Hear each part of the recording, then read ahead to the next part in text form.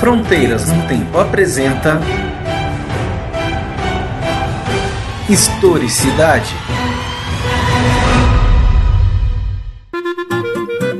Olá, quem está falando é o CA e você está ouvindo Historicidade, o programa de entrevistas do podcast Fronteiras no Tempo, um podcast de história. Hoje vamos receber a professora Alessandra Beber Castilho, que é graduada em Relações Internacionais pela Unesp Campus de Franca, mestre em Relações Internacionais pela Universidade Estadual do Rio de Janeiro e atualmente é doutoranda do Instituto de Relações Internacionais da USP. Primeiramente, eu vou agradecer à Universidade Católica de Santos por nos ceder o seu estúdio de rádio. E este programa está na mesa de som Rodrigo Pereira. Muito obrigado, Rodrigo, por esse trabalho. E conta com a edição do Talking Cast. Alessandra, primeiramente, muito obrigado por você ter aceitado esse convite para gravar o Historicidade. Obrigada, eu que agradeço o convite. Estou muito feliz de estar aqui. Muito obrigada mesmo. Foi um prazer te receber mesmo. E a gente está aí combinando para bater esse papo nessa segunda temporada do Historicidade, que é diretamente aí em podcast, num ambiente que é diferente, né? A Alessandra foi convidada para bater um papo hoje conosco sobre a história da política externa relativamente recente aí, especialmente no período da ditadura civil-militar, que é o tema que ela vem se debruçando no doutorado. Alessandra, hoje é praticamente um consenso, né, entre a literatura especializada que não dá para desassociar o contexto externo do contexto interno e vice-versa, né? A nossa política ela vai ter uma influência direta, né, do cenário internacional, e a nossa política interna, obviamente, vai nos direcionar a tomar atitudes externas, né, sobre isso. E você há muito tempo vem trabalhando com isso, né, especialmente sobre a questão da política externa, a história da política externa em períodos de governos autoritários na América do Sul, como no caso do Chile, que foi o seu trabalho de mestrado, correto? Sim, na verdade eu estudei o envolvimento do Ministério das Relações Exteriores. Inicialmente queria estudar no mestrado, o meu projeto inicial foi estudar o envolvimento do Itamaraty no golpe que derrubou Salvador Allende e instituiu a ditadura de Augusto Pinochet, por uma questão de acesso às fontes, né, que é sempre uma dificuldade. Eu acabei me voltando, aproveitando a abertura de alguns arquivos que foram liberados graças à Comissão Nacional da Verdade, sobre a ação do Itamaraty em monitorar os exilados políticos brasileiros que viviam no Chile naquela época, né? Depois de 68 houve quase uma diáspora de militantes brasileiros para o Chile que se envolveram muito na campanha de Salvador Allende, né? Sim, tem pessoas famosas como o Fernando Henrique Cardoso, Sim. O José Serra, que foram exilados lá, e acho que esse critério envolveu a Operação Condor, né? Tanto o José Serra quanto o Fernando Henrique, eles foram exilados num período anterior, né? Eles foram para o Chile, se não me engano, em 64, logo depois do golpe. Em 68, a gente vê uma segunda leva de exilados brasileiros, muitos estudantes, muitos operários, muitos militantes da esquerda católica que vão para o Chile depois do AI-5. E vem no Chile uma esperança de continuar a luta, inclusive uma luta pela revolução, pensando em todo o projeto da Unidade Popular do Allende. Nesse caso é bastante interessante, porque a gente vê a nomeação de uma figura bastante conservadora do Itamaraty, que é o Antônio Cândido da Câmara Canto, para ser embaixador do Brasil no Chile, né? Embaixador do Brasil em Santiago, e ele é considerado por alguns pesquisadores, existe até uma ideia bastante difundida que ele seria o quarto membro da junta que derrubou o Allende, que ele inclusive abriu um champanhe na embaixada brasileira e disse que vencemos quando o Allende foi derrubado. Quem fala muito sobre isso é o Muniz Bandeira, no livro dele sobre o governo de Allende e o golpe de 73, que se chama A Fórmula para o Caos, que é um livro muito interessante. Com bastante uso de fontes primárias, né? Esse livro foi até relançado recentemente, né? Ele tem uma edição nova, se não me engano, da editora Record, tá bem caprichada a edição. até uma revisão na introdução que ele tinha feito, e é bem interessante. Então, nesse caso, né, você seguiu a mesma linha de pensar o envolvimento do Itamaraty e, consequentemente, da política externa brasileira ainda com os militares.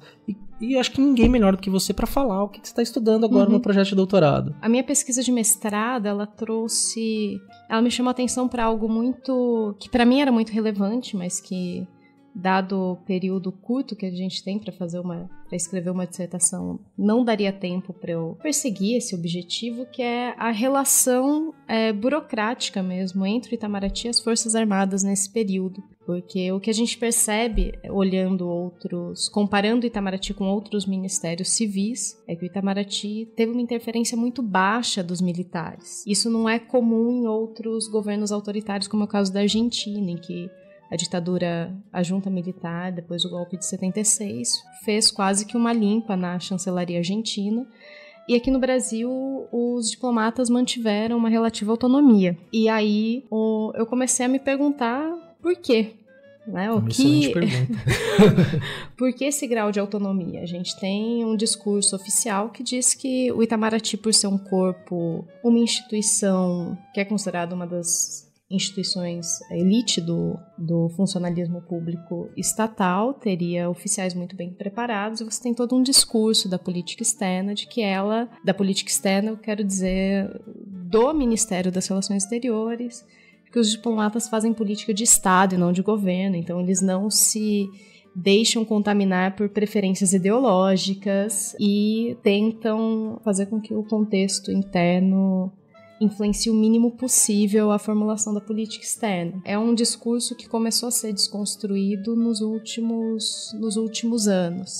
Porque é difícil imaginar que você vai ter a própria escolha do ministro, que vai, de certa forma, direcionar, né, o Instituto Rio Branco, que não está ileso, é uma instituição pública, embora goste de autonomia, seja uma autarquia, mas você vai ter linhagens ali, pessoas que vão subir, né, nos cargos, ser indicados para as melhores ou para as mais influentes embaixadas, que vão ter, acredito que automaticamente, uma boa visão de quem está no poder.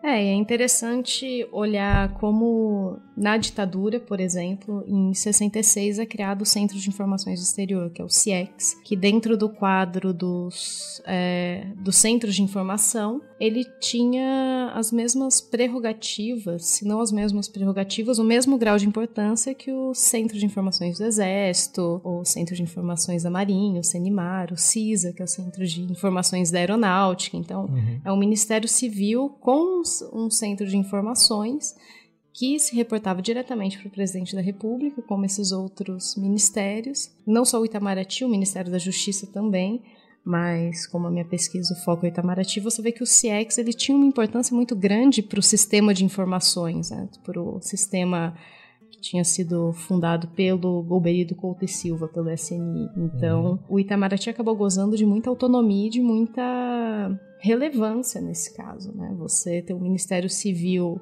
sendo colocado para a par com os ministérios militares significa que tem alguma coisa acontecendo aí, né? E no seu mestrado, isso já tinha aparecido, esses indícios?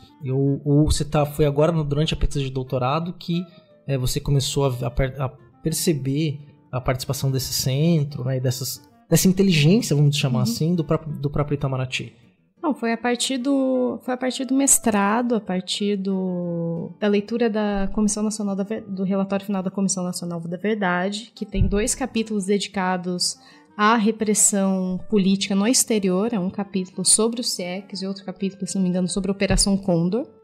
Porque a Operação Condor ela surge em 75 e ela é idealizada pelo Manuel Contreras, que é o chefe da DINA, que é a Polícia Secreta, a agência secreta do governo Pinochet. O Brasil não participou tão diretamente, mas ajudou a constituir, e houve reuniões da Operação Condor aqui no Brasil, no Rio de Janeiro, no final dos anos 70, início dos anos 80. Quem fala sobre isso é o depoimento do Cláudio Guerra, o Memórias de uma Guerra Suja. Ele era um policial civil que atuou, né, no submundo do regime militar. Ele lidava com as questões ele era o escolhido para matar os presos políticos. né? Ele trabalhava se não me engano, no DOPS, não tenho certeza dessa informação, faz um tempinho que eu li o livro, mas tem um capítulo em que ele fala de uma reunião que ele esteve presente da Operação Condor, com membros da CIA, inclusive, aqui no Rio de Janeiro. E aí você falando da Operação Condor, eu até me adiantei lá no começo, né, que você tava, obviamente que é posterior ao golpe, né, o Pinochet chega no poder no Chile, porque, para quem nosso ouvinte que talvez não saiba o que a gente está falando, a Operação Condor foi orquestrada pelas ditaduras de Brasil, Chile, se eu não me engano, o da Bolívia também estava envolvido, mas aí não tenho certeza. Paraguai, Argentina, o Chile, Brasil, para uma perseguição sistemática, né, ou para prender e pegar os presos políticos. Para quem acha que não existiu, que isso é teoria da conspiração, se um dia tiver a oportunidade de ir a Santiago, eu recomendo que visite o Museu de Direitos Humanos, porque tem uma seção deste museu que tem os documentos expostos, né? Inclusive, recomendo que faça o tour pelo museu, a experiência do museu usando o audioguide, que tem em português também. E tem toda uma longa fala, mostrando a documentação dessa Operação Condor, né? O Condor, se a gente falar mais aí pro portuguesado, né? E é bem interessante que esse período inicial, né, da ditadura civil-militar no Brasil, e é bem bacana que a tua fala vai mostrando isso, né? Como é que é uma instituição civil liderada por civis que teve aparentemente, e é isso que você vai tentar responder mais à frente, né? Pouca ingerência dos militares de forma direta, quer dizer, não é nenhum militar que assume o Ministério das Relações Exteriores, o Itamaraty, então são civis que continuam, civis de carreira, também são altos funcionários públicos, né? E aí com algumas indicações políticas ao longo do tempo, né? Obviamente que também há essa questão. Como é que eles também tiveram nesse aparelho de poder, né? Fizeram parte aí deste golpe. E aí, logo no começo, a gente começou a conversar, né? Eu levantei uma bola dizendo sobre a questão externa que influencia a política interna, né? A gente pode dizer que entre 45 e 64, o Brasil viveu uma democracia extremamente pungente, conturbadíssima, né, com diferentes atores sociais atuando, quer dizer, os sindicatos livres das influências diretas do Estado, pela primeira vez organizações de trabalhadores independentes, partidos mais conservadores, partidos mais à esquerda, lideranças trabalhistas como o João Goulart, o próprio Brizola, extremamente importantes, a volta do Prestes, atuando politicamente também. E a gente sabe que esse período aí pós-Segunda Guerra Mundial era também o período da Guerra Fria, né? E na América Latina não interessava aos nossos vizinhos do norte, né, ao tio Sam, vamos colocar assim, né? A política externa americana, não para demonizar, porque é uma política externa, eles tinham interesses estratégicos na América do Sul. Então, dentro da América Latina, nisso sim não, né? Dentro da América Latina, essa preocupação norte-americana dentro do papel que ele ocupava no cenário internacional, que era a outra potência ao lado da União Soviética, a sua potência rival. E nesse sentido, a gente sabe que houve aí, então o Beraba e eu até abordamos isso na nossa trilogia sobre a ditadura civil-militar, mas foi só bem pincelado sobre a influência americana no golpe de 64. Eu queria que você falasse um pouco disso, né, dessa influência externa, especialmente da influência norte-americana dos Estados Unidos no golpe de 64. A minha pesquisa, ela começa depois de 64, ela tem como marco inicial 64, o início da ditadura, mas a gente pode dizer que sim, houve uma influência, embora, na minha opinião, a influência externa ela não foi tão determinante quanto os próprios mecanismos internos que levaram ao golpe de 64, mas é inegável que os Estados Unidos procuraram desestabilizar o governo, principalmente o governo João Goulart, através, e isso eu cito um estudo recente, que foi inclusive foi objeto de pesquisa do meu orientador no doutorado, que é o professor Felipe Loureiro, que é sobre o papel da Aliança para o Progresso na desestabilização do governo João Goulart. Porque o que você tem entre 61 e 64 o dinheiro da Aliança para o Progresso indo diretamente para aquilo que ele vai chamar de ilhas de sanidade, que eram os estados e os municípios governados por membros da oposição. Membros da sanidade, olha que ilhas de sanidade. Olha que nome, hein? Que eram os estados governados por membros da oposição ao governo Goulart, né? Então eu não lembro agora exatamente a quantia, mas havia um empréstimo que seria liberado durante o governo Jânio Quadros para o Brasil, através da Aliança para o Progresso, que acaba sendo represado, né? Você tem um estrangulamento de recursos que acabam sendo represados depois que o João Goulart assume o poder. E é interessante porque em 62 o Congresso americano ele passa uma emenda, que é a emenda Hickenlooper, logo depois da nacionalização feita pelo Brizola no sul da Anforp, da AT&T, proibindo a ajuda americana ou limitando a ajuda americana aos países que nacionalizam as empresas estrangeiras sem a compensação devida a essas empresas. Uhum. Essa emenda, inclusive, vai ser utilizada para cortar os fundos de ajuda americana que seriam enviados para o Chile durante o governo Salvador Allende, depois da nacionalização das minas de cobre. Mas isso começou graças a essa iniciativa do Brizola de nacionalizar a Anforp e as subsidiárias gaúchas da Anforp e da AT&T. A gente tenta uma discussão, né, de um movimento nacionalista, né, um discurso nacionalista muito forte, que também foi adotado pelos trabalhistas e pelas esquerdas sul-americanas. Isso é bem marcante, até hoje é tônica, é pauta, né, das narrativas de parcelas da esquerda sobre a nacionalização, né, o desenvolvimento nacional, mas é bem interessante isso que você está colocando, porque abre novas dimensões para a gente pensar exatamente essa influência interna, externa, essas relações aí nossas locais com o global, porque a gente não consegue pensar isso do ponto de vista de política de Estado, né, sem levar em conta as influências que tanto nós exercemos quanto são exercidas sobre nós do ponto de vista internacional. E lembrando de outra questão, é que anda junto, né, a desestabilização. Se a gente olhar os documentos, inclusive é bem interessante quem se interessa por documentos entrar no site do Departamento de Estado norte-americano, porque eles andam aos poucos liberando em PDF digitalizados vários documentos sobre as relações Estados Unidos e América do Sul, alguns documentos especiais, relações Estados Unidos-Chile, Estados Unidos e Argentina, para consulta pública de graça no site. Olha que bacana, vai estar no link no post, tá bom, ouvintes? E aí, o que a gente vê olhando esses documentos, e alguns autores, o Muniz Bandeira fala sobre isso também bastante, porque ele pesquisou durante muito tempo as relações Brasil e Estados Unidos, é como os Estados Unidos nessa época eles agiam em duas frentes. De um lado, tinha essa desestabilização de governos, e de outro, que é o que a gente vê no Chile, de novo, no início da década de 60, uma tentativa de fomentar alguns governos de centro, como é o caso da democracia cristã no Chile, o governo do Eduardo Frei, na década de 60, que ganha recursos do governo americano para fomentar um estado de bem-estar social, quase um welfare state nos moldes americanos, um modelo de inclusão social para afastar, inclusive, as classes trabalhadoras do discurso, né, da sedução do discurso comunista, digamos assim, e trazê-los próximos, mostrar que, olha, como o capitalismo também reduz a desigualdade.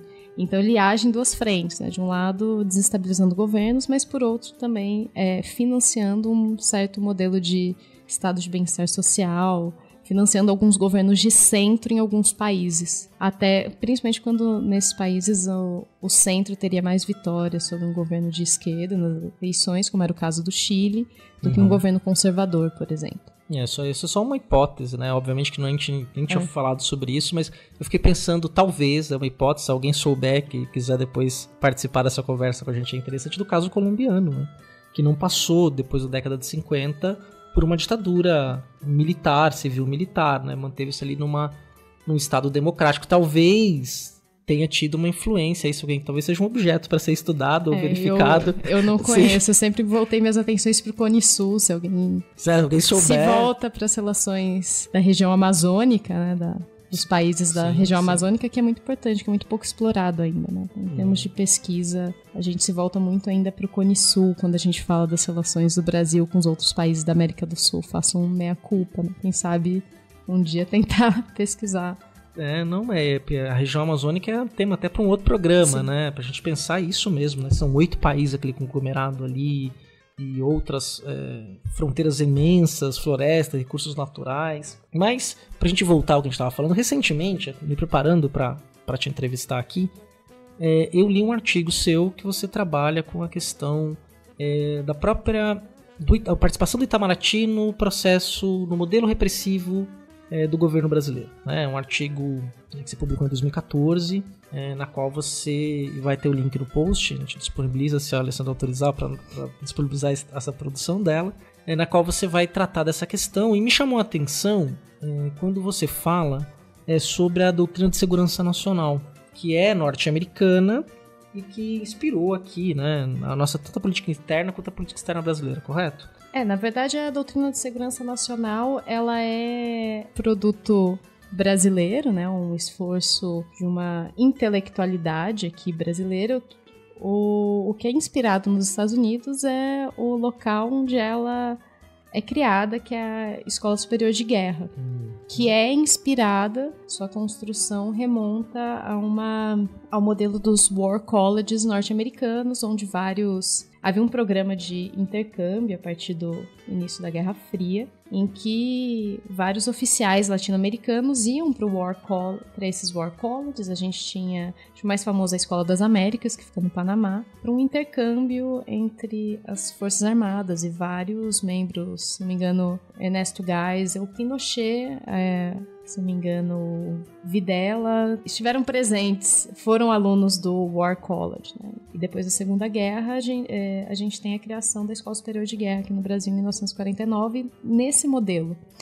E você tem alguns indícios de que no War College havia nesses War Colleges americanos, você tem um ensino voltado para a disseminação de um anticomunismo muito grande. Essa visão do inimigo, do apagamento das fronteiras, do grande inimigo, seu inimigo soviético, o perigo vermelho. Isso vai influenciar muito a doutrina de segurança nacional e também a concepção de segurança da própria ditadura, que vai trabalhar aqui na América do Sul com um conceito de fronteiras ideológicas. É quase como se não houvesse mais externo e interno. Você precisa combater esse inimigo, o perigo comunista, custe o que custar.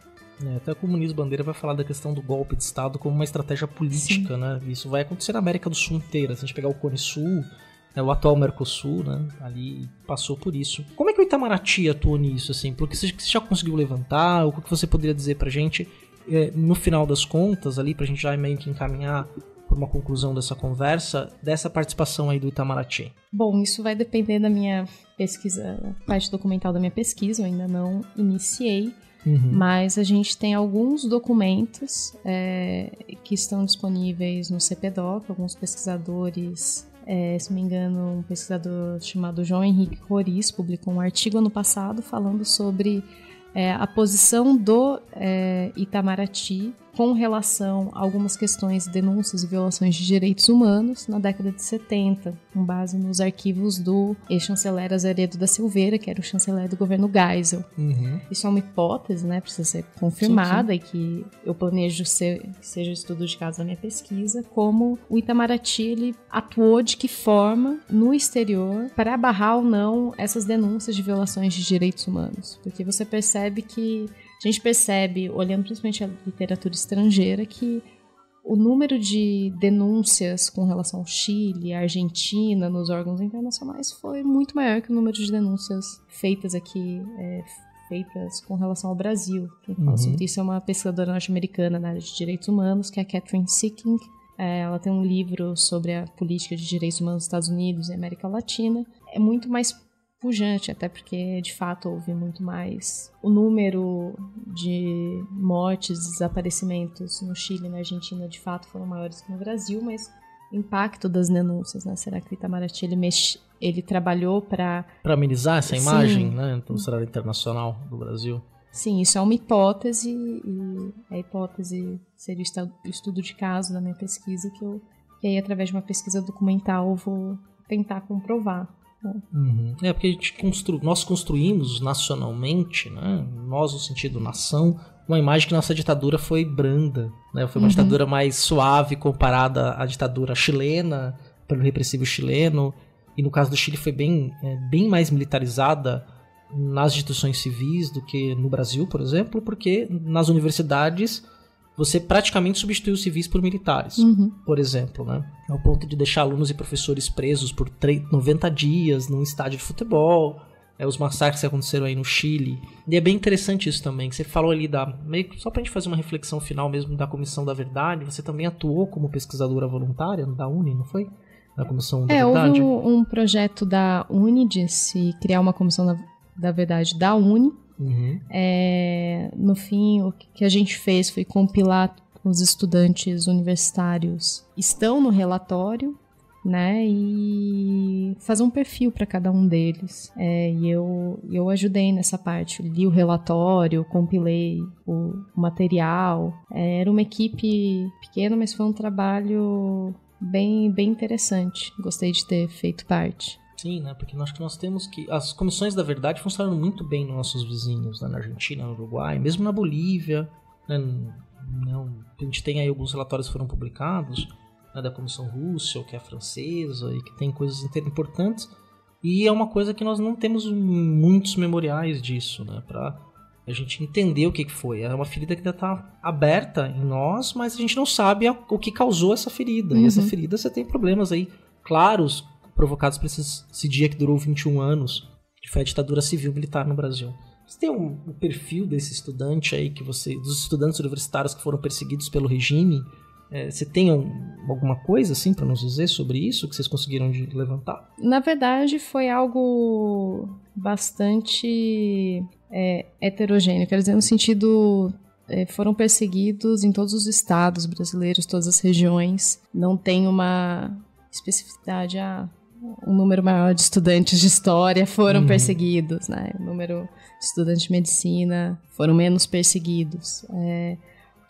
O que a gente percebeu é que foi uma perseguição sistemática a todo e qualquer estudante, às vezes, que procurou atuar politicamente, ou às vezes nem isso, né? Você ser um estudante universitário já te colocaria como um possível suspeito. E, inclusive, é importante frisar que não foram só estudantes universitários. A gente, ainda que um número muito menor, a gente viu no relatório alguns estudantes secundários. Então, eram pessoas, adolescentes, menores de idade, que às vezes tinham alguma ligação com o movimento secundarista e foram perseguidos e desapareceram, estão desaparecidos, né? Foram mortos pelo regime. Então você tem você não tem um foco. A gente percebeu que essa perseguição ela foi bastante abrangente, na verdade, inclusive estudantes universitários no interior do país,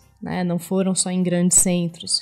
Não foi só os estudantes de São Paulo, do Rio de Janeiro, de Recife, de Porto Alegre, que foram perseguidos, né? Estudantes do interior do Mato Grosso, por exemplo. Estudantes no norte do país, você não tem não foram apenas aqueles que militavam nos grandes centros. Então você tem a atuação em pequenos centros urbanos, um país que estava se urbanizando. Alessandra, é bem interessante te entrevistar nesse momento, conversar com você, bater esse papo com você nesse momento, que você está aí no início da execução de um projeto de pesquisa que é bem promissor e que as perguntas estão abertas, e eu quero te receber quando você tiver as respostas dessas perguntas, né? E sabendo quais perguntas conseguiu responder, quais continuaram em abertas e as novas perguntas que vão surgir, porque toda boa pesquisa é assim mesmo.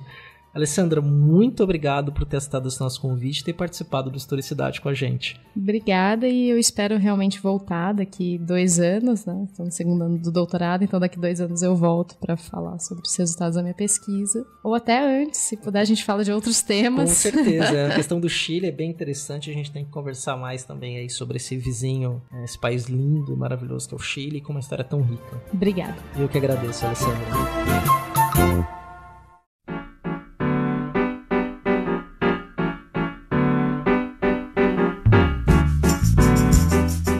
Olá, espero que você tenha gostado aí desse papo com a Alessandra Castilho, que é uma amiga muito querida, uma pesquisadora excelente. Nós temos aí várias conversas que envolvem diversos temas, passando por The Handmaid's Tale, política atual, história, né? A Alessandra tem uma trajetória que já é brilhante, e eu tenho certeza que nós leremos muitas coisas ainda mais importantes do que ela produziu daqui pra frente. Desejo aí muita sorte na sua trajetória. Sorte não, é competência, né? Trabalho mesmo, que vai trazer aí bons frutos ao que você está fazendo. E o convite para o próximo episódio com você já está aberto. Tenho certeza que o nosso ouvinte deve ter gostado muito e ter ficado com muitas questões. Se você quer saber mais, quer interagir, quer conversar, quer discutir conosco, vá lá nos comentários do post no deviante.com.br. Comenta lá, é a forma que a gente mais gosta, e a gente te responde lá, bate um papo.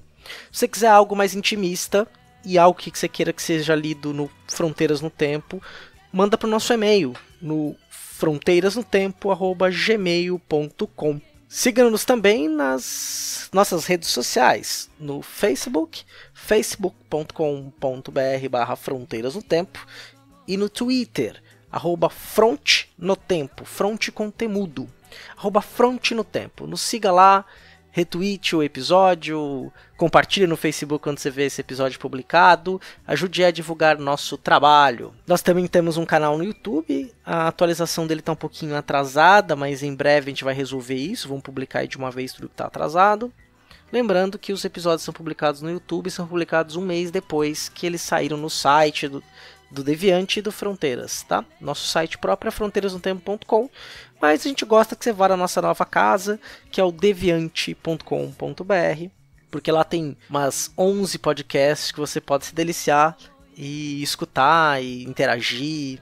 Isso é bem legal, é a Netflix dos podcasts. Nós também temos um sistema de apoio, um financiamento coletivo que é no Padrim, que é Padrim com M no final.com.br/fronteiras no tempo. Você pode contribuir a partir de R$1 e tem faixas de 5, 10, 15, 20, 25 e R$50. Cada uma dessas faixas tem níveis de recompensas diferentes e qualquer quantia que você nos ajudar será muito bem-vinda para que esse projeto continue sendo possível, porque ele só é possível de acontecer por causa deste apoio das nossas madrinhas e dos nossos padrinhos. Para finalizar aqui, para fechar, eu vou agradecer nominalmente cada um dos nossos padrinhos e madrinhas. Alexandre Estrapação Guedes Viana, Alexandro de Souza Júnior, Anderson Garcia, Andréa Silva, Andressa Marcelino Cardoso, Arthur Cornejo, Bárbara Marques, Caio César Damasceno,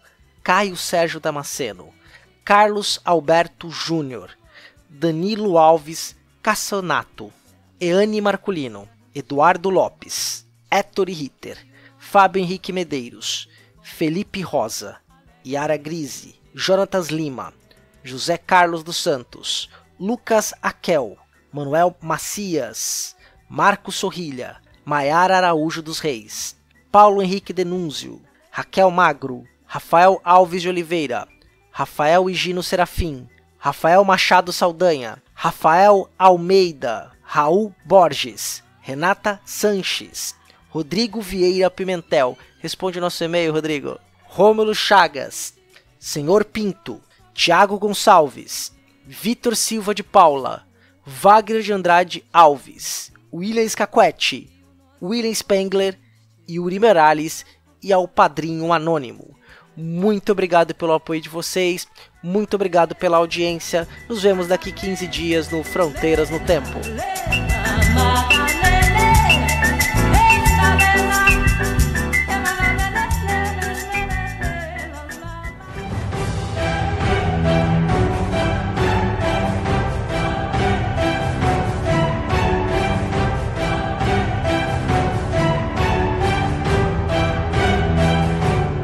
Você ouviu Historicidade. Edição Talkencast. Edições e produções de